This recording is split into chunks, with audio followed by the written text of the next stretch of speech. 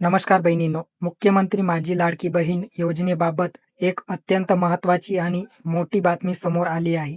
जर तुम्ही या योजनेचे लाभार्थी असाल, तर हा व्हिडिओ तुमच्यासाठी खूप महत्त्वाचा आहे. ई-के-वाय-सी प्रक्रियेनंतर आता राज्यातील लाखो महिलांच्या पात्रतेबाबत मोठा निर्णय झाला आहे. नेमकं काय घडलंय आणि तुमचे 3,000 कधी येणार?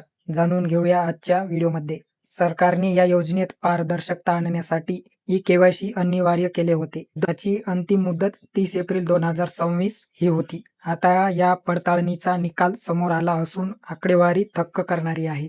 पात्र महिला सुमारे 1,89,00,000 महिलांची निवड झाली आहे आणि अपात्र महिला तब्बल 54 लाख महिलांना या योजनेतून अपात्र ठरवण्यात आले आहे. कारण ज्या महिलांनी मुदतीत ई-के-वाय-सी पूर्ण केली नाही किंवा ज्याच्या कागदपत्रात त्रुटी आढळल्या त्याचा लाभ आता कायमचा बंद करण्यात आला आहे.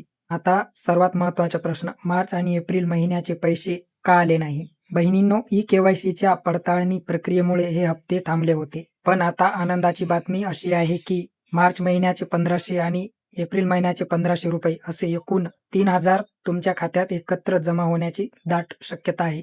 पण लक्षात ठेवा, सरकारकडून अद्यापही याची अधिकृत तारीख जाहीर झालेली नाही. पण लवकरच ही रक्कम डीबीटीद्वारे तुमच्या बँक खात्यात जमा होईल. योजनेअंतर्गत पात्र महिलांना दरमहा 1,500 रुपये आर्थिक मदत दिली जाते. सरकारने ई-के-वाय-सीची मोहीम राबवली जेणेकरून खऱ्या आणि गरजू लाभार्थ्यांपर्यंत पैसा पोहोचावा आणि योजनेतील होणारी अनियमितता किंवा भ्रष्टाचार पूर्णपणे थांबवावा.